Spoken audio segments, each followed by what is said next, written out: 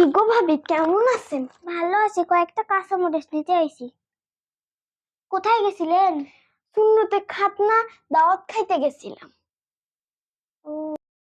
আর বলিয়েন না ভাবি, মানুষ মনে হয় বাড়িতে একটা গয়নাও রাখেনি। মানুষের জামাই নাকি মানুষকে দুবাই থেকে গয়না বানায় আনি দিস। আমার বাড়িতে গয়না পড়ে আছে, এইগুলাই পড়ছি। আর কি বলবো, আমার তো জ্বর উঠে গেছে ওগুলা দেহি। বাবা রে!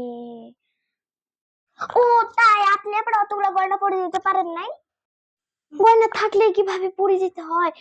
আমার আবার গয়না পড়ে থাকলেও আমি পড়ি নাই না। শুনতে খাতনা দাওয়াত খাইতে গেছে, অতগুলা গয়না কেন?